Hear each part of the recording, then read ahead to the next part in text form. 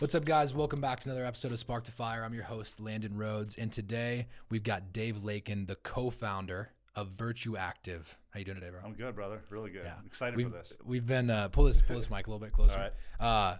We've been cutting it up for like an hour, so Jacob's been rolling his eyes back there, just waiting for us to actually like start and hit record. But we've already done a podcast. We've already done one podcast, but we're about to do another one for you guys. It's been super interesting talking to Dave, and like you've had a hell of a journey before starting VirtuActive, and VirtuActive is a 3D modeling. Drafting too. Yep. So we do really the best way to explain what VirtuActive is forget the 3D. Just pretend it doesn't exist for a second. Okay. At the end of the day, we design and draft plans for clients. So custom home plans, remodels, addition, basements. Anybody that needs plans are going to be, to design for a house, do the blueprints. They're going to take them to the city for permitted. Builder needs them. That's what we do. The different component that we have is that we actually have the program we use, and how we do it is we actually have an entire process that incorporates 3D as you're doing it. So instead of looking at, say, a blueprint, and you're looking at I would say you're looking at, to me, it's like looking at Japanese, because they don't let me draw any of this stuff. I stay in my lane. Right. They don't even let me touch the computers and that stuff. But I look at a blueprint and you see a line, a black line is let's say it's a wall. Well, that's being drawn. It's drawn it in 3D at the same time, simultaneously. So you're just flipping a camera view. And so that's really where the technology is and is going. And so while we do the blueprints, we also do them in 3D at the same time. So that's what we do. Yeah. So if you guys are, any of our listeners are thinking about building a house, like if, going into such an expensive decision, I mean, anywhere from a $300,000 to a $500,000 plus decision, not having a 3D drafted model of like what your house looks like in 2020 seems like a pretty scary thing. It's a lot of money. And it's amazing how often it still happens. Right. It's amazing. That's the problem that you guys are solving, and what we spent talking about for the last hour wasn't that at all, which is really funny. But we talked about Dave's history of what it's been like for him to just grow businesses and scale things, and that's what is so interesting about the future of VirtuActive. So before we go into like how VirtuActive started, I want to go back to the beginning of your career itself, and like you started off talking about golf, and then we talked about supplements, and then we talked about VirtuActive. So we have a long list of like background to do for our listeners, so they can get an idea of like the story of VirtuActive and Dave Lakin. So take it away, dude. Yeah, cool. No, we talked about, talk about being a kid and all that, growing up, and we don't have to go super. I honestly, I'd tell you, I wasn't the best student. Like I got bored easy in class, stuff like that. So that wasn't my thing. It was just like, it just wasn't my thing. I wanted to play sports, wanted to do that. My interests weren't there. Kind of do the least amount to get by because it was boring me. That's kind of was high school. And so I was fortunate. Me and my buddy went up to Wayne State, a good friend of mine, and played golf up there freshman year. And then basically that just led into kind of what are you going to do after that? Well, really what we want to do is, I think I told you this, we want to go down to, the idea after that was we were like, hey, we did our freshman year at Wayne. I did okay my freshman year. I think I ended up with like a 2.1. It was pretty stellar. But he ended up with like a 1.8. And they're like, sir, you're not welcome back here. so I'm like, well, man, where are we going to go next? Because we're kind of hitched. I'm like, where do you want to go? So he's like, we were going to go to Scottsdale, Arizona, and go to Scottsdale Community College with the idea that we could play golf there. Because we played as freshmen at Wayne, we can play anywhere. Right. And the idea then establish residency and go to ASU. We go down there, and I'm like, there's no way we can hold a candle to these guys. They're playing year round. Like we had no chance of playing golf. Right. And so we get down there, and we end up basically just, my parents, I hate to hear this, but like we just partied for a year. We didn't do anything. We did nothing, at all, Yeah. And anyway, we come back, and I was in the golf business though, and so I'd kind of been in that, but I was still leaving like in the winters, because I was a golf pro at a golf course in Omaha, and but I would leave in the winter because you can't do that year round. I'd go down to, whether it was San Diego and go to Torrey Pines, or I'd go out to, in Arizona, down in the Scottsdale, and I would just kind of shag bags in the winter and then come back to the golf job. Right. So that's kind of where I started. It was just kind of my passion was golf. I like to do that, whatever. So one winter I was like, okay, I can't go down there. My son was born, and I was like, okay, I can't keep going down every winter. And I kind of gotten into working out a little bit and being in shape. So I happened to walk into a GNC store in Lakeside Plaza in Omaha. And I'm like, man, I'm just going to get a deal on supplements and keep working out, and then I'll go back to the golf gig, in the summer. And so you got a job there. Yeah. So I go in, I'm like, interview, and the guy, Corey Wheatle started it. It was Corey's GNC. I don't know if I can say it. It was anyway. Corey started it, and he has me at his house, makes me a protein shake, and The full like, and I don't think at that point I maybe only had one protein shake in my life. He's like, try this. Is it good? I'm like, yeah, it's really good. And I don't know what it's doing. I just want a job, great. bro. Yeah. and so no, I ended up working over there over kind of the winter, and he'd really created a very interesting business model. And so I didn't know it. I didn't know. You're just ignorant to it. His GNC stores at that time were some of the highest grossing GNC stores in the nation. He was a franchisee. He'd kind of had a private line of products he'd been marketing and advertising them really heavily, and it was just only available at his stores. And through that, I kind of caught on to what was going on there, and really from there, then he'd kind of grown. The company was called NDS Nutrition, and that was kind of the wholesale company that was selling the GNCs. And so then he was like, hey, you know what? I kind of talked to him, like, are you taking this elsewhere? He'd kind of been selling it to some buddies at the time. It was just doing under $1 million a year or so. And his stores, the GNC stores. The NDS Nutrition was NDS doing Nutrition, his stores are doing way more than that. Yeah. Which is a private label product that was sold into GNC. Yep, and franchise stores only. Gotcha. And so he'd kind of even separated himself from, he'd be advertising for a product, and they couldn't go to, Southgate Mall, or they couldn't go to Oakview Mall. GNC, a corporate one. They could only go to the franchise one. Yeah. So if they had the product, so he'd kind of built up this want for these products, and they were good products, and they were private label only at his store. It allowed him to control price point, right? Because it wasn't everywhere. And this is back in whatever 02 or 03 or whatever. And so anyway, his stores were just killing it. And so we're like, well, man, what if we took this to a lot of these GNC franchise stores? So he'd extend me the opportunity to come on board as a salesperson, and eventually I kind of ran the Midwest to West Coast, and another friend of mine ran the Midwest.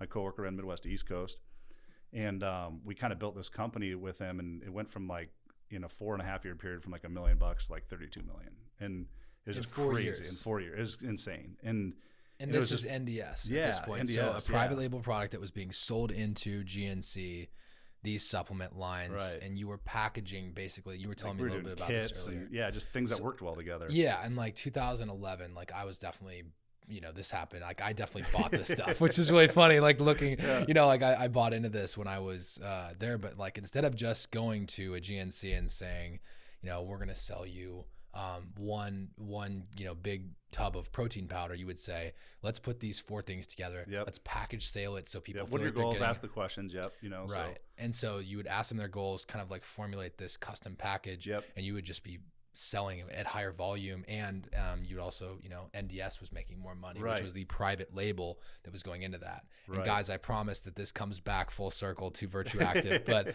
this is the interesting part of how Dave's mind works. And so you're now working in GNC. Yeah. NDS is taking off 1 so million to 32 million. Now I go to NDS. Yep. And so I've been there for 4 years, and we're growing that company, selling into GNCs. Right. Essentially, without kind of even knowing it, we almost become like a franchisor to their franchisees through NDS, under the GNC because you become umbrella. so big and so powerful. Yeah, we'd grown so big within them. We taught them. Literally, we had a team of guys and girls that were on the road 3 out of 4 weeks of the month. We were in different cities all across the nation.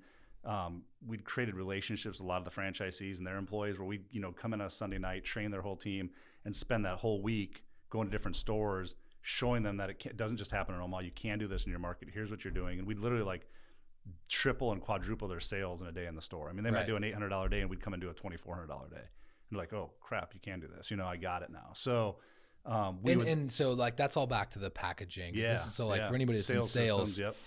Dave has talked to me a little bit about sales in the last hour, and it's just been super interesting to see how you think. Mm-hmm. And so you were showing these franchisees different ways to sell something, mm-hmm. because they come in, they're in a medium to small market mm-hmm. of, 100,000 to 300,000 person city, and they're selling at $800 a day. Yep. And you're like, guys, there's a different way to do this shit. We can explode what you're currently doing. 100. And they don't believe you, right? No. And so actually, and then Corey, when he had the stores in Omaha, because he kind of used it as a vehicle to show it off. I remember one time we had a client. I think I told you this story earlier. I had this client, and he's like, he had a bunch of stores, and I'm like, I'm telling you this. He was arguing with me on the phone. He's like, no, you're not doing that. You're not doing that. And Corey's like, F it, fly him here. I don't care. Show him. And so we literally set up a trip. We fly him and some of his managers who probably at that time are making, 25 grand a year. I don't know. They're not making, they're on a plane coming in, and we're taking them out to a nice restaurant, but we're, kind of wine and dine experience. But more importantly, they're in the store and we're showing them through what we've created there. Like, no, I know that your average ticket sale is only $32, but ours is $142, or $110 more. And here's how we're doing it. And they're used to seeing $700, $800 days in their stores, and they're walking to the store doing $2,000, $3,000, $4,000, $5,000 a day sometimes. And you can just imagine they're just blown away. Right? Did you show them the financials when that happened? We were pretty transparent with the GNC financials. Yeah, like what we're doing in day in sales and revenue. Like we're not hiding anything. Like, look, here's where it is. There's no under the table action going on. Like, this is really happening. And obviously, I think if you come in and see that, you're like, well, I want, hell, if I did a part of even that, if I could increase a little bit in mine, I don't need to do that much. And so the takeaway is there was proof in it, right? It was like, no, this is credible, not BS. This is what's happening. But the other part of it was we had used our product line, what we did to do that. So it was really marketing. It was then a sales system behind it.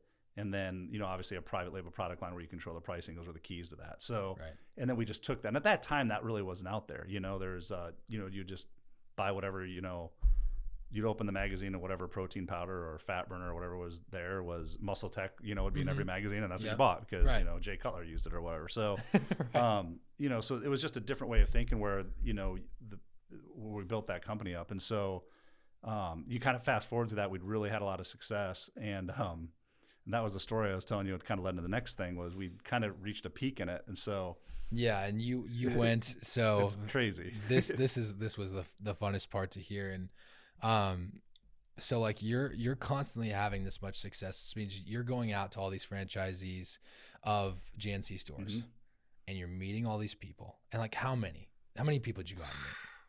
I mean, I don't even know, hundreds. So you have this, basically guys, they have the golden goose idea and they're going around and they're meeting hundreds and hundreds of franchisees for GNC.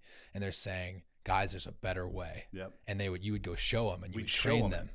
And then we'd create the relationships with them. The other thing you have to remember, and then too, you would is we'd also be in their sell, city. and then you so would we'd go to bust ass one day in the store, kill it at the store that day, and then we'd grab them and their employees and go say, let's go to a dinner, let's go grab beers, let's go out tonight and go to the bars and have a good time. So you're really creating relationships with them. Like, I mean, it's like seriously, like you're friends with them. Like I told you, if Eddie's watches this, Eddie Gangrawala is he's probably my biggest mentor of all time. Lives down in Kansas City, and that was through GNC I met him, and I respect that man more than anything. And he's just an incredible person. But you create these relationships that now it's not just business. You've become, friends with them. They value, they respect you, they appreciate you, and then it goes both ways.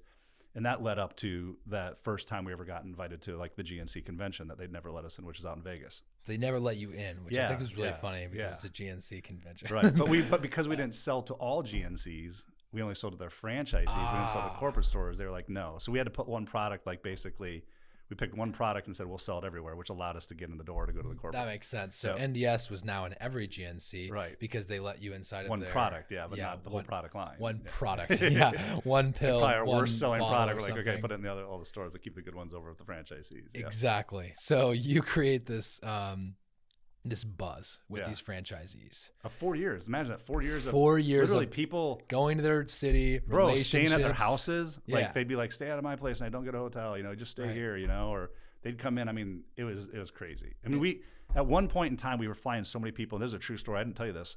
In 2004, my coworker and I, because we had so many people coming in and out and taking the stores between his region and my region, we'd hired a guy named Steve, awesome dude. His job literally was to just drive people to and from the stores in the airport. Oh my God.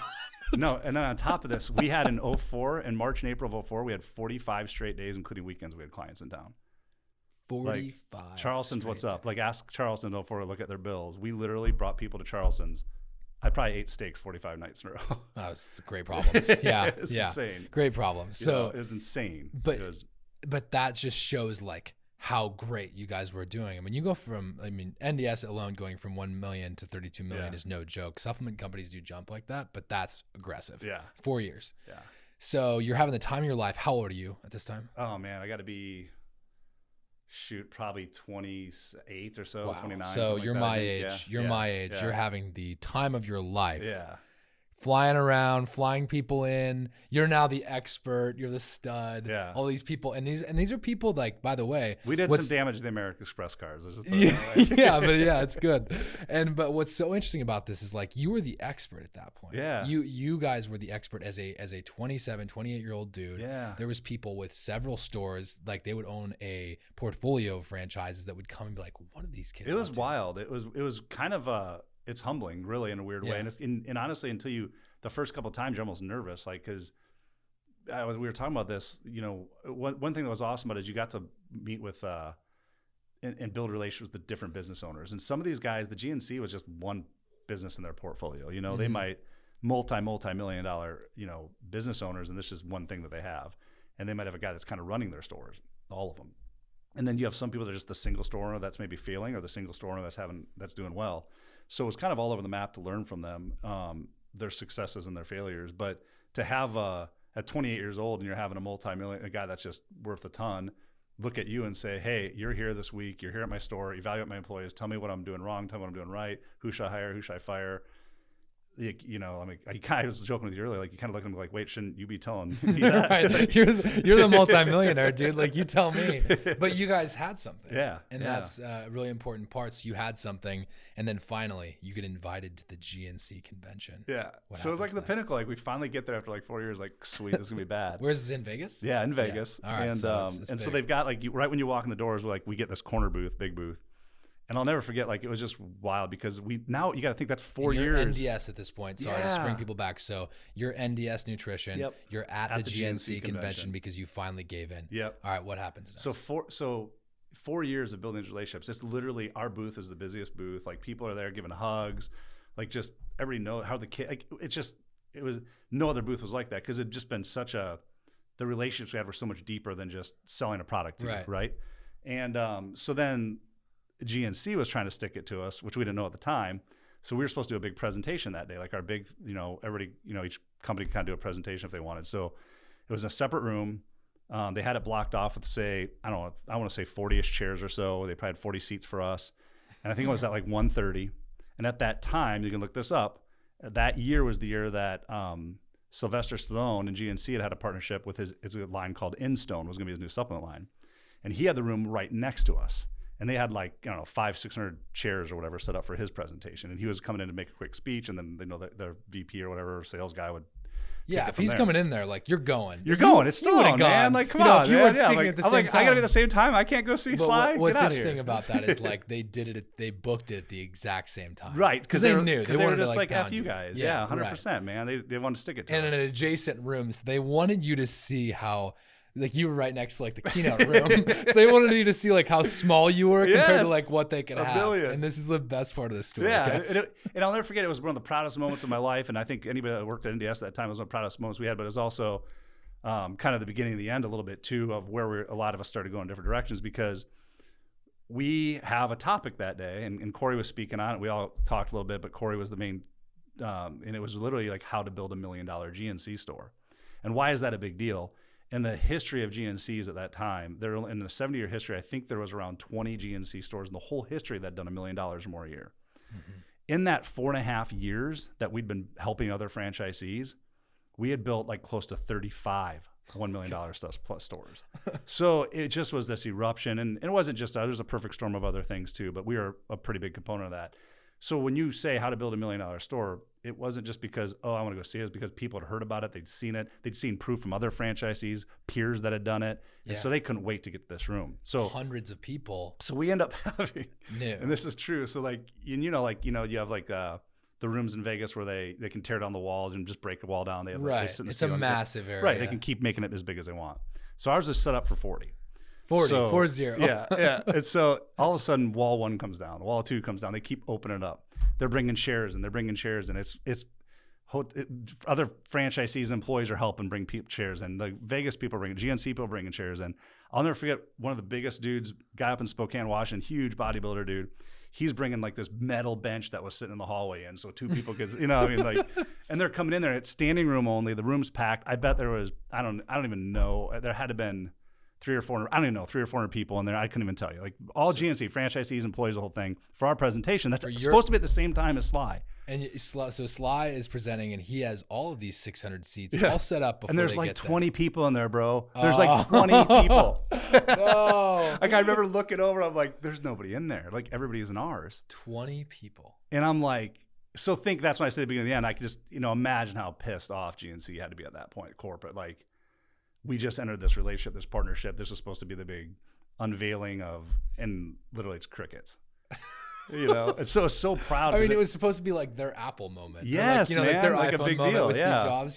For that line. And then everybody was over in standing room only at your presentation of how to build $1 million business. So I think what's really important about that is like everything that you did leading up to that point, though, because you built social proof. You got a real product to your franchisees, and we briefly talked about this too. Is like, you're obsessed with providing the franchisee value more so than just like extracting value out of the franchisee and taking it all to yourself. 100%. You were creating value that literally like the corporate structure couldn't create. Right. And honestly, what's really funny about it looking back? I don't think we even knew we were doing it. Like we had no clue. I was telling you that. So you just kind of get you're in it and you're so passionate about it and your head's down, and all of a sudden you look back 3 or 4 years later. I remember another guy that Croy had hired, Jerry Reimers, great guy. Remember we were playing sand volleyball one night, a bunch of us that were there. And I remember he looked at us, and we didn't know at the time. And I didn't really realize what a compliment it was at the time. And we were, all mid, late 20s, a bunch of us. And we kind of built this kind of cool company out of nowhere. And we didn't even know it. We had no freaking clue. We were just like, I think this is what we were supposed to do every day. And I remember he sat down once and he pulled me aside. He goes, man, he goes, you guys, it's what's crazy is watching you guys out here just having a good time playing volleyball and not knowing. He goes, and you guys have no idea what you've, like, it's just a bunch of normal people just having a good time, just going to work every day, doing their jobs and having fun with it and believing in having a passion behind it to do. And you guys have no clue what you've created. Like he's like, looking at, he's like, you have no clue. It's amazing. Like, it's really cool. It's really cool to see. People would dream about making, lots of people, myself included, dream about taking a business from $1 million to 34 million. Mm-hmm. That's insanity. I mean, like you were probably on charts as far as like a national level for doing that. It was cool. Yeah. But again, it's like, you're humble in it because you don't even know you're really doing it, right? And then, fun. And your takeaway, like I said, and it kind of, we were talking about this earlier, is I think it's it's going to apply to every bit. It's something I took away from that, and every business that I own since then, and everything I've been a part of. I think one of the things I took away with it is how can you, if you're true at the end of the day, is how can I provide value? How can I really be a partner? How can I help you? What can I do to help you succeed? I'm a big believer in help everybody else around you succeed, lift them up. If you can do that, you don't have to worry about your own success. And I think some franchise models get that and some don't. And the ones that do get that succeed, and the ones that don't fail. And that doesn't just do with franchise. That's business. That's relationships. Pick your poison. But I think that is applicable in a lot of situations. Is if you are in the franchise world, especially in that business model, if your sole focus is I get up every single morning, I go to bed every single night, and I'm figuring out, as a company, everybody that works at our corporate office is figuring out how do we make our franchisees successful? What can we do? And you're just passionate about that. The moment you take your eyes off the ball and go, how can we as corporate be more successful? I think is the moment that you're going to go down a pretty bad path. And I've seen that happen too in franchises. Yeah, and that's employees, that's family members. Mm-hmm. I mean, that's life in general. Creating value is such a buzzword and buzz term right now, but becoming valuable to those people is really what you did. Mm-hmm. You became valuable to them. You didn't try and sell them some extra shit. You did, but you did it in a way that made them more valuable. Right. And it wasn't that you were the only one winning out of that deal is what I was trying to get at. Right. And so you now took all of the fire, all of the you took all of the all of this excitement away from GNC, and you took it. And you guys and now you're like, studs. Oh shit, what do we do? Like, what did you do right after that? So you saw 600 or like 400 people sit in your what was supposed to be a 40-person presentation. What did you do after that point? Were you guys just like, oh yeah, we're having fun, and you were probably just like swarmed with franchisees? Well, we were in Vegas, so I probably don't remember what we did for a couple days, but you guys can guess. You guys can guess. No, but when the dust settled, you kind of came back, and it really, honestly, was a little bit of a waking point for me too, because I was like, we might have woken up we did wake up the 800-pound gorilla here. What's going to happen next? And right. And it did. Some things changed. It wasn't the same after that. I was telling you, a lot of the franchisees and when they'd re-sign their leases, GNC had written new rules in their leases about third-party products and where they can be and how much you can actually have in the store. And And So they're trying to put the squeeze on us, you know. And an example of that too would be like, and this is just an interesting of like the value of retail space and how important it is to have a top, quote, like seriously, like a top shelf product. They were putting your products on the bottom shelf, and like third party products had to be down here, and GNC premium label products were at eye level. All that stuff matters in the buying decision. And that was the stuff that you guys were hacking at when you were getting these sales from $800 to $2,400 a day. Right. And that's the interesting piece. So you started to see the beginning of the end, so we can kind of get back on track with VirtuActive. But you started to see the beginning of the end of that. So what happens next in your life in that area? So I had actually called a friend of mine who was one of the GNC franchisees we had, and I said, hey, you know, I think it's probably time to move on. And you know, there's just some shifts were happening in the company, and the company still does great now. It's changed, you know, but for me at that time, I think it was the right time to move on.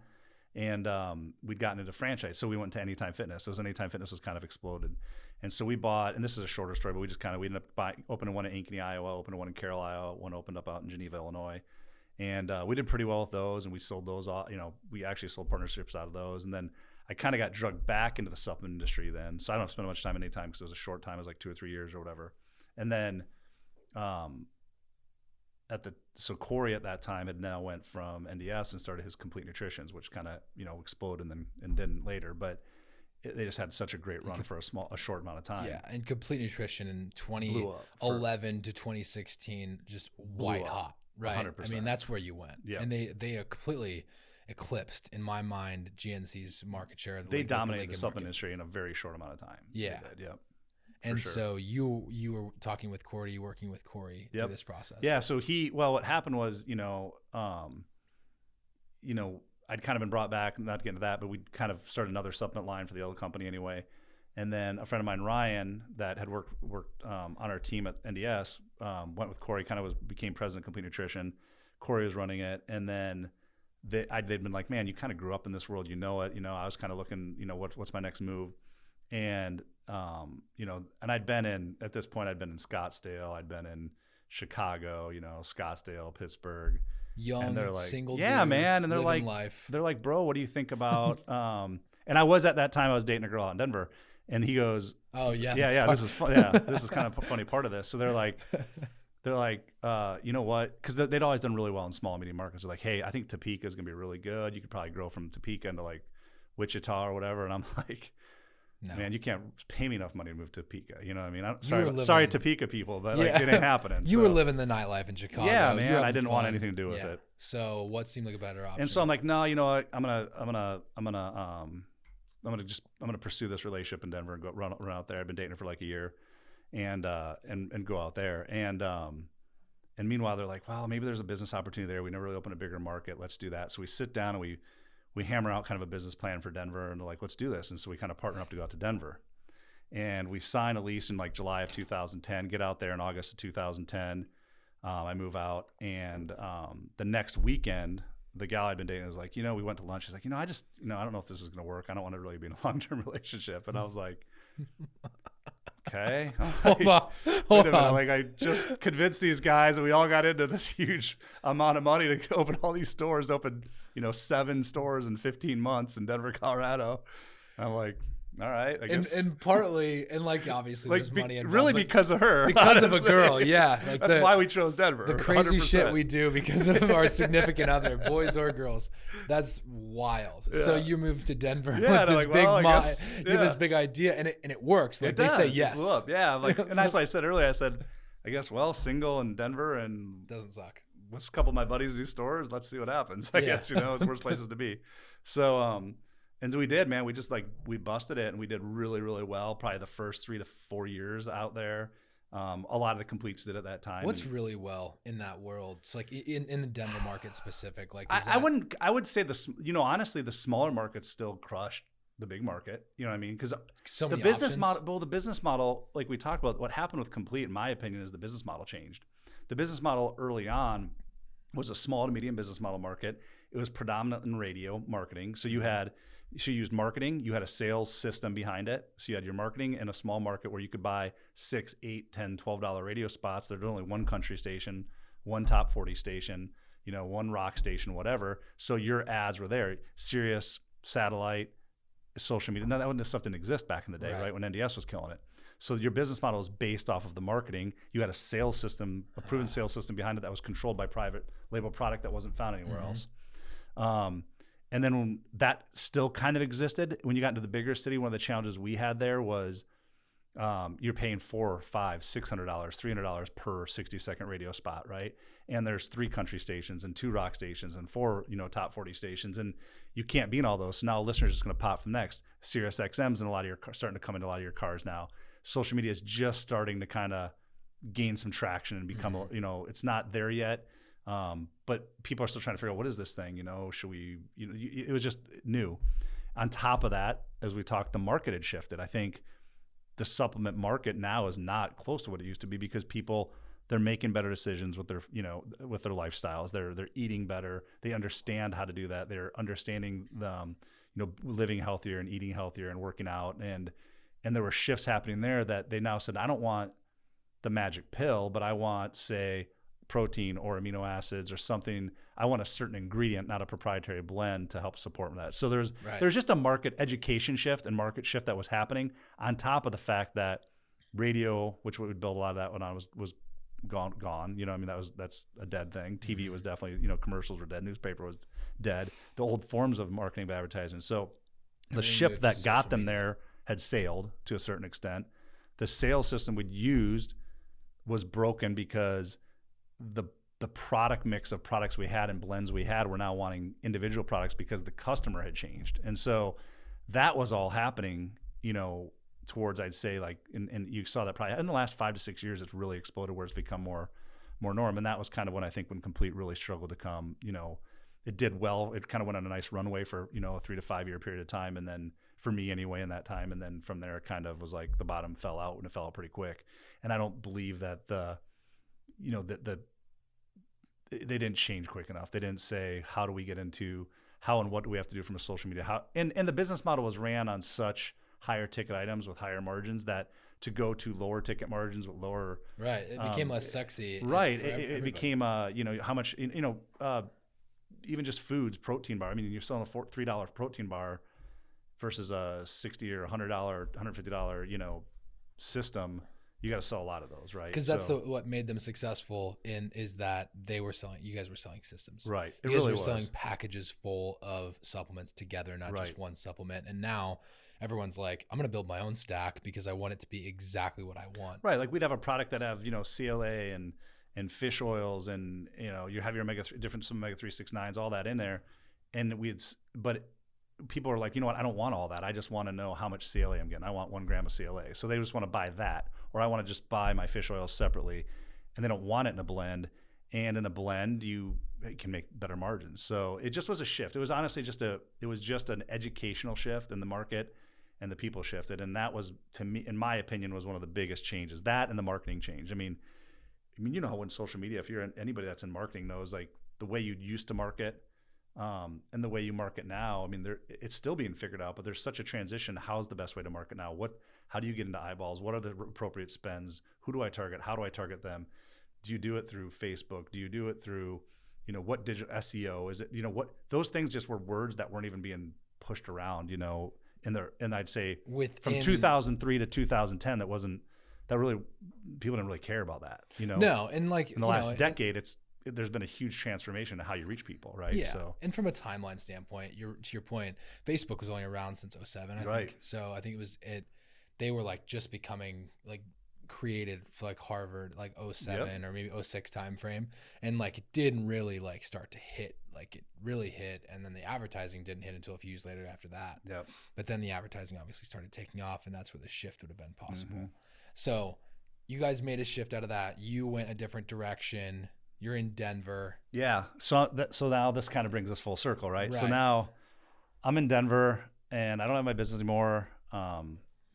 I'd been through another relationship. We'd broken up, and I was with a buddy of mine, and a really good friend of mine, Ryan Schwartz, and then Sam Free and Brian Free are my partners in the business now. So Ryan was a realtor, Sam was a builder, and they'd had a really good working relationship. And Sam was drawing his own houses in 3D at the time. Ryan was his realtor, and Brian was Sam's little brother, and he'd been drafting, and so out in Kearney. And so as that kind of grew, Sam was drawing in 3D, his plans, right? His plans in 3D. Well, that was growing. Sam was growing a little bit. So he had Brian doing some of his stuff. And they had this idea, like, what if we took this idea, and Ryan also was a big part of that, and said, you know, what if we could bring this to other builders? Like, why aren't more and more people drawing in 3D right now? And so Ryan had called me, and so Ryan was still staying as a realtor, so he wasn't going to get into VirtuActive. He's, you know, and he still isn't to this day. And Sam was home building at the time, and he wasn't going to give up home building. Right. And Brian was, you know, our, you know, lead designer, drawer, drafter. And so he'd never, you know, ran a business before, really, or, you know, to that extent. And so they're like, man, we don't have anybody to, you know, sell, market, that's ran a business before. And so Ryan's like, I think you'd be the perfect fit. What are you doing now? And that's why I was like, bro, I'm in single and I'm in Denver. Like, why? I'm not coming back to Nebraska. You know right. I mean? Yeah. And so you're at this point, you're still living a pretty cool life. Yeah. Even if you were in that industry. Like, yeah. And your ego is like, I'm too cool. I'm not going back. You know what I mean? You know, and meanwhile, like I told you, what's funny is I was coming back, like every other. Yeah. You know, my son's here, my nieces and nephews are here. My sister, my brother-in-law, my mom are all here. And I'm like, I'm coming back every 3 weeks, it seemed like, to see him. And so and he knew it. Ryan knew it. He called me out on it. So he's like, dude, you're back here all the time. You know, you're coming back. I'm like, no, I'm not.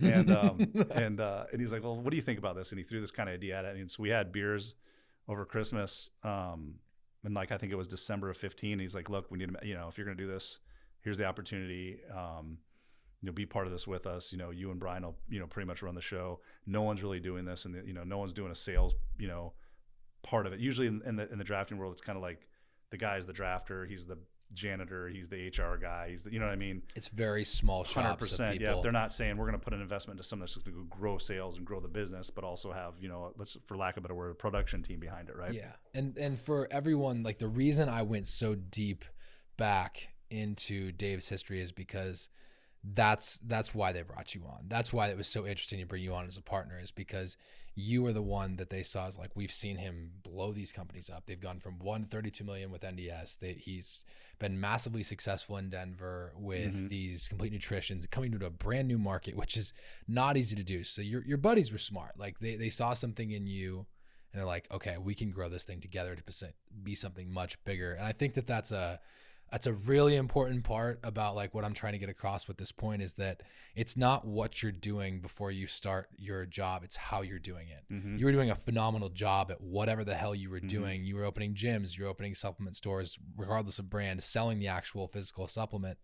It's about how you execute what you're doing currently, because you had no idea you were going to get into 3D there's drafting. no roadmap. There's no, this is the way to go do it, you know? And I think that's the truth. I mean, anytime you're doing I've been very fortunate that in my life, I've been very fortunate that with Corey starting NDS was a startup company.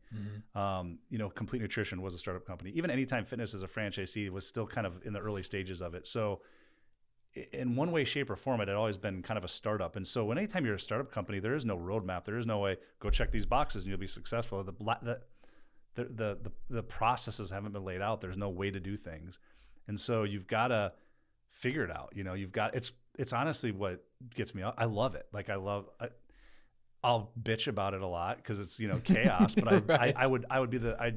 I could never come to an office every day and be like, well, this is what I have to do today. Just these things all day. It'd drive me crazy. Like I need the chaos. I need a problem to solve. I need to figure out how are we going to get through this? Oh my gosh. You know, like that is like, that's not like anybody that I think is a successful entrepreneur. If you don't have that in you and that doesn't excite you, right. And you know, if there's a problem, it's not a problem. You see an opportunity. Like if your brain isn't just wired that way, I think it's really hard. It's gonna be very hard to grow a business and do a startup business. So I'm very fortunate. You're right that I think they saw that I'd been through a lot of that and I'd had some success in that, and which allowed me the opportunity there. You know. Yeah. Sorry to cut you off. No, you're good. The startup business that you're talking about is a lot different than what the drafting companies. So like a lot of the mom and pop drafting companies that you were talking about, like you're right, that's 1 or 2 people. You have the expert, maybe you have an admin that's running billing, and that's really it. Because like one person can do it. There's no marketer. There's no salesperson. There's no. They make direct relationships with a builder or 2 or 5 or 10, and they say, and then that builder that's a referral network. And they can only handle so much. And they can only do so much. And then like, you know, the nice thing is for that builder, those 5 builders is they're like, you know what? He only gets so many jobs a year. He'll do a phenomenal job and he'll make sure he'll take care of you. Yep. But not scalable. Not at all. You know, if somebody at Complete Nutrition was just running one singular store, it wouldn't have been, you know, what it became, right? Or somebody at GNC or NDS. Yep. So you've had this much larger vision for things, everything that you've been a part of, and I think that that's the interesting part of what's coming next, because VirtuActive is only 5 years old. Right.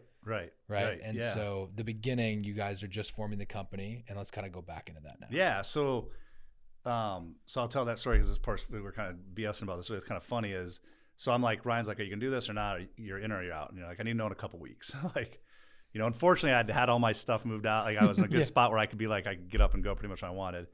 And so I remember I'm like, all right, I'm in. And so I grabbed a U-Haul and I'm driving. I'm leaving Denver. Call my sister. I say, Heather, hey, what's up? And she goes, hey, what's going on? And she kind of knew I was thinking about doing it. And I said, hey, I'm gonna do this. I'm gonna do this new job. I'm moving back. She goes, well, when are you moving? I go, oh, I'm in the U-Haul now. I'm like, right now.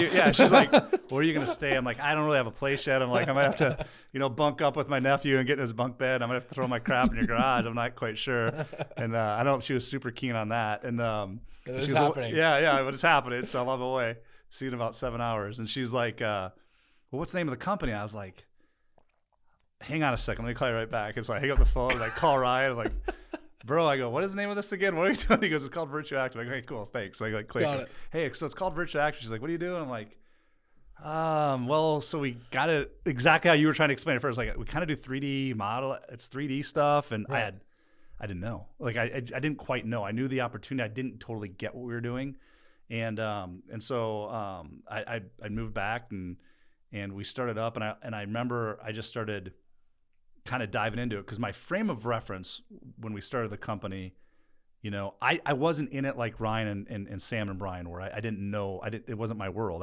Like I told you, I'd always lived in condos, or, you know, I didn't want to deal with house. I didn't want to freaking deal with weeds and mowing the lawn. You know, I'm like, that stuff needs to be done. Yeah, I don't want to do any of that stuff. So I just literally was never in that world. And so part of it, like we talked earlier, is you're just ignorant. You don't know what you don't know. So you're just like, it's a blank canvas, I guess, you know, which in a weird way, I'd tell anybody out there that's listening, like, that's awesome. That's actually a good thing. It allowed us to kind of do things that were outside what maybe people would have thought was normal in the industry, or you shouldn't do in the industry, or it's not normal, because we didn't know any different. Right. You know? And so, I'm coming back and we're sitting down to start it up, and my frame of reference literally is HGTV. Like, that's all I freaking know. Like, I'm just like, Chip and Joanna. I've seen the Chip and Joanna stuff. I've seen them Magnolia. drop this 3D stuff. Yeah, man. I'm like, but honestly, that being my only frame of reference, the beauty that came from it is I'm your typical consumer probably that's using these services, because I don't know any different. And I remember when we got here, I was like, wait a minute. So my assumption was just that designing houses, if I was to put the biggest investment most people make is their house. If I was building a new home, to your point, 350, 450, 500 plus, $1 million home, whatever it is up. My assumption was just that, well, of course you're going to see it in 3D. You're not just, the blueprints are meant for the contract, you know, they're going to go build off of those. They can read that but stuff. To get to the house, I'm obviously going to see what it looks like, right? So I can make my decisions that, yes, this is the house I want, this is what I want it to look like, we're good to go. Yeah. That was my assumption. I just assumed that's how it was. I literally swear I had no idea it wasn't that way. For some of our younger listeners, they might think. Yeah. That's what's funny is like, we've got all ages that listen to this. So maybe like an 18-year-old be like, wait, really? Like a blueprint? Like why? Right. You know, but yeah, it was 2D. Yeah. Right? And I didn't know. And so I get here, and you're, you know, like we were talking earlier, you're thinking about all those things. Okay, what's going to be our competitive advantage? How are we going to gain market share? You know, what's going to be our differentiator? You're just trying to think of all these different things. And I get here, and I start kind of diving into it. I'm like, oh, wait a minute. There's hardly anybody here that does any 3D, or if they do, it might just be the exterior of the house. They're not really using design. And wait a minute, some of the builders are keeping a drafter kind of in the back room, but presenting to the client, like, look what we did in their blueprints. And the drafter's not even part of the process. It was just a very interesting world. I'd never been in it before, so I didn't know that's kind of how it was. And then, but as I said earlier, all I saw was opportunity. Mm-hmm. And I was just like, holy moly, like, this industry, part of this industry still is 2 decades ago. You know, Right. it feels like it's 20 or 30 years in the past and how it's operating. And like anything, we were talking earlier, the one thing I don't think you can stop in any industry or anything is technology. Like, you know, you've got to figure it out one way or another. You've got to figure out how to get on that train. I remember, you know, like just think about how people communicate. And it's funny when you talk with different generations, but even I had a friend of mine out in Denver, and I remember she would talk about, well, I just can't believe that someone would text their boss that they're going to not be able to come in sick or sick, you know what I mean? Or they're not going to, you know, like but think, and I think I'm fortunate to be a little bit in that, the generation of, I appreciate the old school. Like, no, you don't, you call it, call and you say, you know, there's just a different way of communicating. But I remember that she was really hardcore on that. Like, she's like, no, cause she was a couple years, she was, I don't know, 3 or 4 years older than me. And she was just raised that way. And I kind of was too, there's a way that you're supposed to go about doing things. But then you start looking at, you can believe that. And I can agree with you. I can agree that I think there's a proper way to go about doing those things. But if you want to grow and you want to bring in new talent and you're going to grow as a company and you darn well better understand that things are also changing and people are communicating in a different way. You can't just expect everybody to go into this old school mode, right? Of this is the way things are supposed to be, and realize, no, you know what? And now it's, you know, you fast forward now to where I am now, you honestly, like I bet I do a lot over email. I do a lot over text. I bet probably 40% of our deals and 50% of the communication I have with our builders is all through text. Yeah. You know what I mean? It's just how the internal team. Yeah. It's just, they know they can get to you right away. You're going to talk, and maybe it's an email, you get to that later. But the old school days of, you know, the picking up the phone, it's an art, and it still needs to be there. And it's extremely important to have, especially when there's hard conversations happening, there's conflict, especially things Absolutely. like that. Yeah. Get on the phone. Let's talk about it. You But need to hear the if you only believe that's the way to go about doing business, or let's make an appointment, I want to show you this thing. No, send me an email. Everybody's moving fast. We're doing things.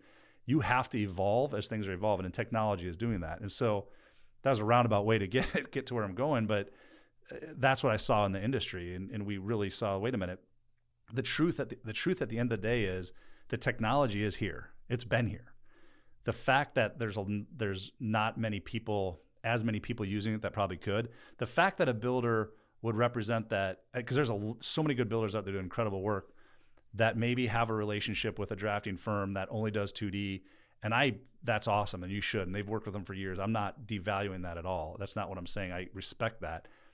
But the reality is, we talked about Malcolm Gladwell's the tipping point.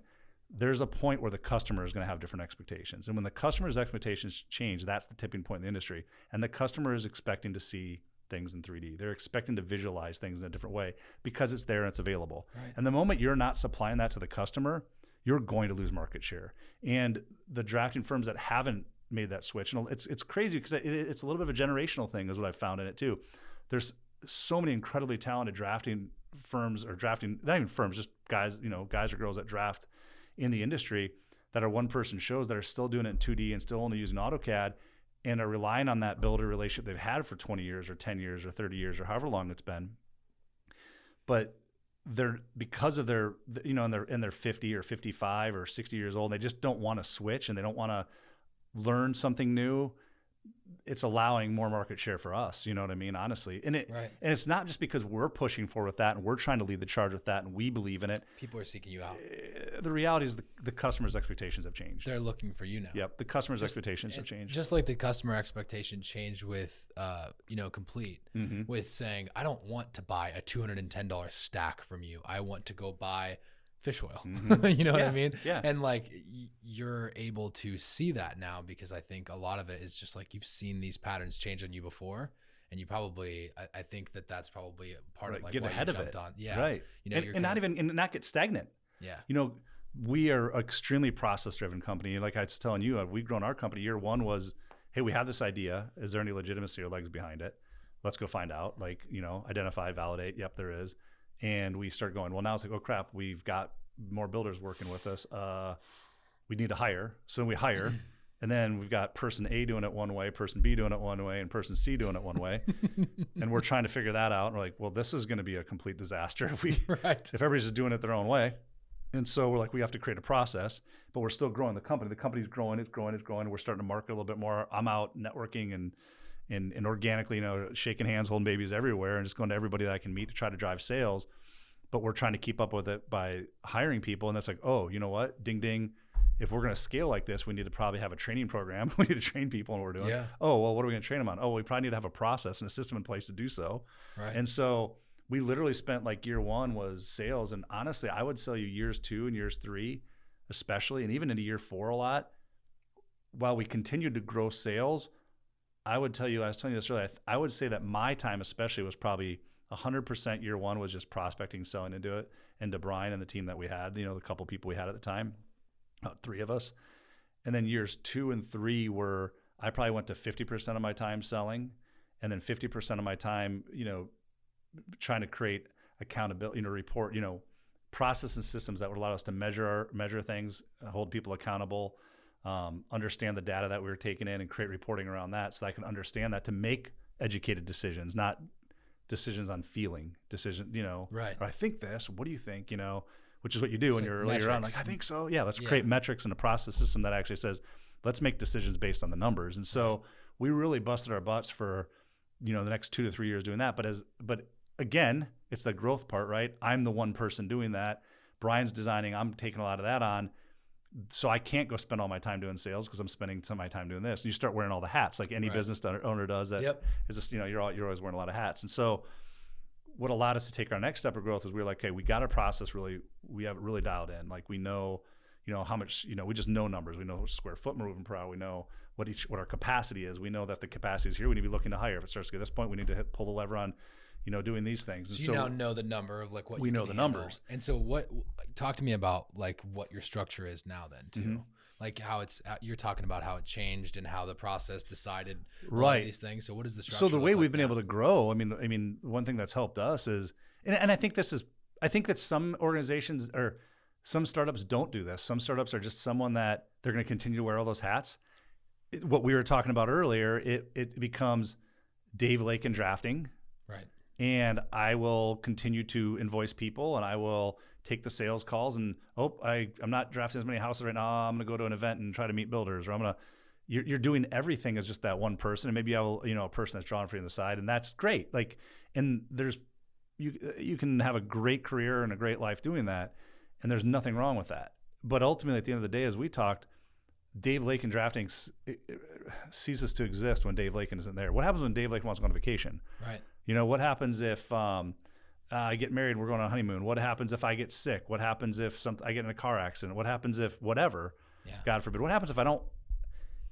When you build it out wearing all the hats all the time, you're never building anything. Vulnerable. Yeah, you've created a very low ceiling for yourself at the end of the day. You know, created a job, which is the 100%. Another great book we were talking about too. Yeah, you bought yourself a job. You buy yourself a job, and that's something that I really want to like help our listeners understand as they take the plunge into entrepreneurship. Is that like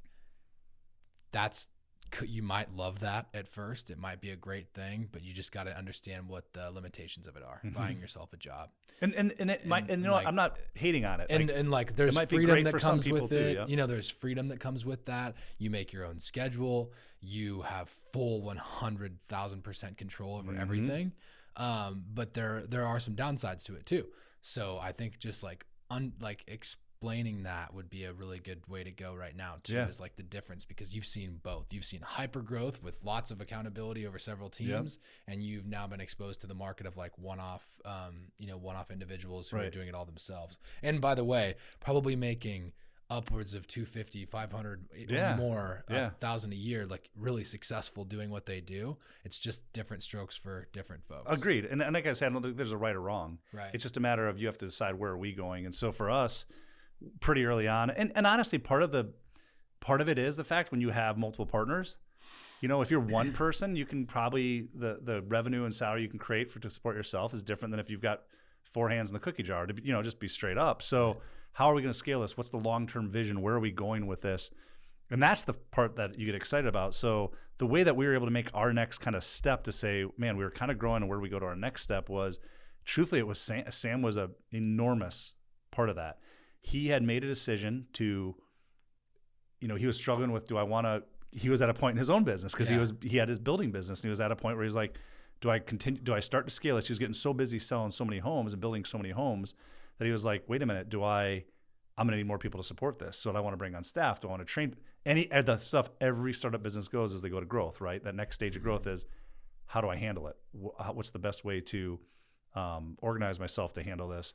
And I think he was at a point, do I either go that route, or, he had VirtuActive on the, as an investor in that, basically saying, wait a minute, there's also an outlet here that I could potentially go.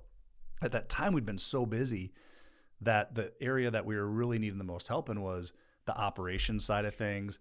Look, like I told you earlier, our team, our guys and girls they will not let me touch our drafting software. I mean, if I draw a house, it's falling down. If anybody ever sees me, let me know. If you see me working in the office drawing a house, run the other way. Like I stay in I stay in my lane. Like I know what I do, right? Yeah. And so part of it was we didn't have, while Brian was capable of teaching them, he was so busy drawing houses, he didn't have time to do it, right? Which is the same thing. We talked about E-Myth. We talked about these things like you couldn't work on your business. You couldn't develop your business. You're so stuck in the weeds working in it every day. Yep. And so when Sam transitioned over to us, it really allowed him to take something that wasn't my area of expertise, or that I was able to create a lot of those processes, a lot of those systems, and I could kind of get it 80% of the way there.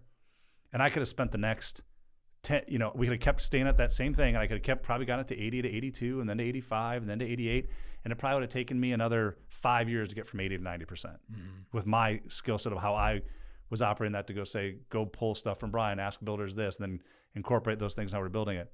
But Sam, having that skill set and coming in, was able to take us from 80% to 95% in less than a year. You know what I mean? So we were able to get to that next place where we wanted to go in our process systems, because I could get it far enough, but I could only take it so far. And where do I want to spend my time? No, let's go put my time and focus it on sales and new products and services. Where are there opportunities where I want to build? And now let Sam take it to that next step. And now he can take these people in and develop them. So now all of a sudden, guess what you get to do? You get to take one of those hats off. Right? A major hat. And so I can say, cool, he's got this. You know what I mean? So now we're working together to grow the business exponentially, which allows us to go from 3 or 4 people to now 14 to 15 to 16 people and growing more. And now all of a sudden, where are more opportunities? To your point, great, the custom world is awesome. Can we go somewhere in the 3D world only? So we've even got departments like now. We've got a design department, a drafting department, a 3D department. We work with interior designers, right? Cool. Let's be the 3D model. We'll be your right hand there. Commercial people, commercial brokers and realtors that are saying, hey, I'm trying to sell this property, but I'm trying to have a vision that they can look at. And so we can draw up just a 3D mock-up for it's not expensive at all to do, to get their vision across that they're trying to say, is this what's going to be, to try to land the project, right? There's so many areas of opportunity for us that I get to, which now that reinvigorates me, because I'll promise you, if all we've been doing is drawing custom homes for the next decade, it's not interesting. I would have been bored. I would have gotten bored doing it. So that would have been solved for me personally, right? We could build a great business, and we will build a great business too, and that is the core competency of our business. But when in any business you're in, how you started this, and a lot of people, business entrepreneurs I know, is you start with your core, but it's amazing how many other doors might open as you're doing that. And then you have to be careful not to start looking squirrel everywhere, because then you're not moving forward. So you start saying, okay, there's other doors here. Let's focus on this, still the core, but let's maybe look at these other two and identify and validate those. Is there something there? There is. Cool. Let's now start building that out. So that's where I get to spend my time, and it really excites me, because it's what I've always done. Honestly, it's like I told you, it's what gets me up in the morning. It's the thing that to build your team and your culture and have that opportunity when you're building a business that, we talk to our team about. We have such a good team, and they're working their butts off right now because we've been so busy. And but we're so lucky, because I think what's so cool, and what I'm so hopeful and confident that we will build for them, is that there are positions and things and products and services that we haven't even thought of yet that are going to be out there for them, And some of them will want it. Some of them are going to love what they're doing right now, and that's great. High five, we need to do that. Some are going to be like, man, I'd love to go manage this team. Or, oh, you got a new product or service. This is your other idea. Let's go over there and do that. And that's what's the fun part of growing a company. And I think it bleeds into your culture if you're hiring those type of people too, that see that want that want to be part of that. They're going to help you create it. Man, because it's not, one person isn't getting you there. It's taking everybody. And so look at anything that's been worth building. It's never been done. Yeah, man, it's very exciting. Few things have been done by one person. Yeah. So that's just, that's where we've gone. We keep building it out. We kick butt at the custom process. And honestly, we built a lot of our process, not about just a bunch of us sitting in a room or even just our own team sitting in a room. It's us talking to our builders. It's talking to our customers. It's telling us, tell us what we suck at. What are your pain points? What do you do bad? You know, where are you in this industry in general? Turn times are a problem. Oh, this is a problem. So if we can start creating process systems that solve for those things, listening to the front lines of where their issues and pain points are. And now all of a sudden we were trying to sell our company originally as look at the 3D company we have. Right. How we got to the next step was to go out and just ask the builders, what are your pain points? What are you having problems with here? What are you having problems with here? And the more that we can ask their questions, the more we can go back and try to solve for what we're capable of solving of on our end. All of a sudden, you turn. I believe this too. I think you turn into this place as a company, and we're there, and it's only gonna grow more. Especially with the builders, it's not about. It's back in the day, like with the Complete. You learn it from the Complete. It's not about just here's a product I'm selling you. So it's not here's a service we're doing for you. Let's draw this plan for you. It becomes, you know what? We have a marketing manager now. We have our, all of our social media pages are growing and blowing up. And we're going to make sure that even though if you don't have one, that we're going to give you exposure through ours. So you become this company that isn't just a service. You become a true partner. Right. And you talk about the word value gets overused sometimes, but you do it. You get to a point where it goes back to making everybody else successful, right? Like I know that, great, if you're not going to put the investment in your website or put an investment in Facebook, or you're too busy doing it, or you're just kind of a one person or smaller builder show or whatever you're doing, we're going to build that out. And we're going to do a great job of that. And we're going to solve for that. And because you're working with us, yes, you get this service from us, but look at the other things that you're getting to. Right. Here's the other doors you can walk right. And now, so let's grow you because we want you to be, because the more successful you are, the more successful we're going to be. Yeah. So let's try to make you more successful. And so I think that's, to me, anytime you have a startup that I get excited about is when you figure out and you have this part of growing your company that is not just about what you're trying to sell or the service you're providing to whoever that is. It's when you can become, and they look at you as not just, because you can go people can go draft plans anywhere. It's the difference between a vendor and a partner. 100%, man. 100%. Yeah. How do you become a valued partner? How do you become a partner that they respect you, they value, they appreciate you, and they go to you, and now your conversations change, right? Your conversations. You're talking about different things. You're talking about different stuff because you're talking about how do I grow my business? What are some of the issues here? What do we do? Yeah. Your conversation is not have a client. They need to draw a plan. When can we get in? That's great. We're going to kick ass at that. We're going to kick ass at that for you. I promise. Yeah. But let's get deeper. Let's talk about how we can grow the businesses together because we're in this together. Right. And if you're having success, we're having success. Those what are do we the need to do? people you want to partner with. 100%. And like you guys are actively looking to partner with people that like, hey, how can I pass your name along? You guys really help me out, and nobody else does it like you do. Mm-hmm. How do I pass your name along? Mm-hmm. And so, what's we're a little bit over on time, but I want to close off with like a piece of advice to entrepreneurs. What would be kind of your closing bit of advice, Dave, as you leave us here today? Man, I always get caught up in all these quotes and things that you go by. There's one that I like that I guess the thing I would tell everybody is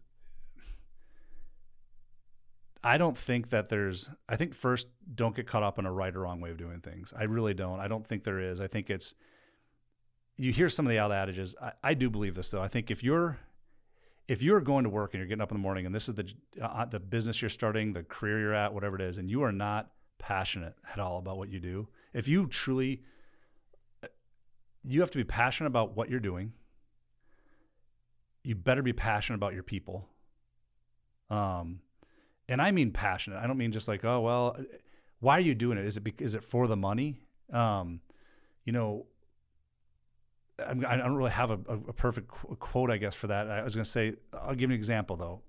Probably in the years I've been fortunate and blessed to do what I've done, one of the best things that's ever happened is I think about like the people you hire and the teams you build. And I think back to the Complete Nutrition days. When I was at Complete Nutrition, I was really fortunate, man. I had an unbelievable team. Like I was so fortunate, and they would we had such an incredible team, like our managers and especially our managers that ran the stores. Of the 7 stores that we had, 6 of the 7 of those people own their own businesses now. And they're A players, man. And so when you hire A players, it's hard because sometimes you only have the A player for so long. But one of the best compensated, and it sucks when they leave, man, because you do everything you can to try to figure out how to get them to stay. Right. And you get creative about that.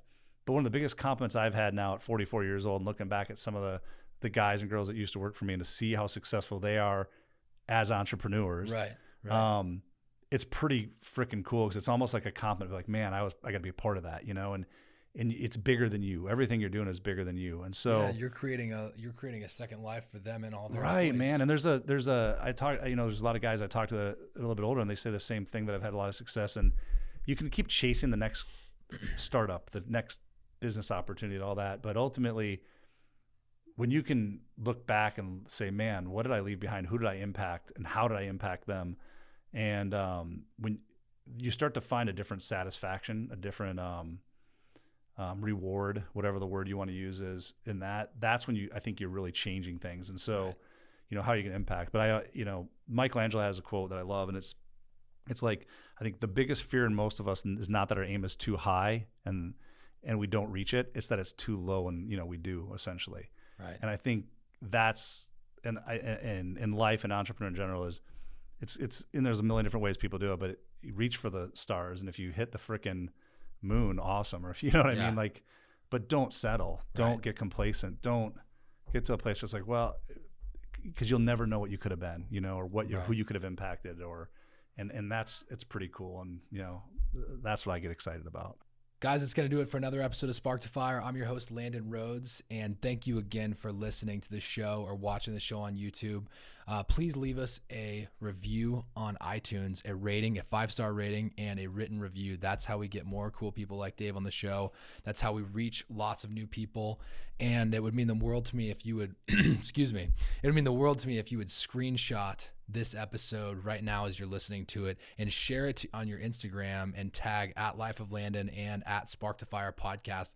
That would get the message out there to all your followers and let them know what you're up to, what you're listening to, that you're putting positive entrepreneurial thoughts into your mind on a day-to-day basis. That's what we want to do. Continue to share the story with more and more people. So thank you for listening, for your time and attention, and keep striking.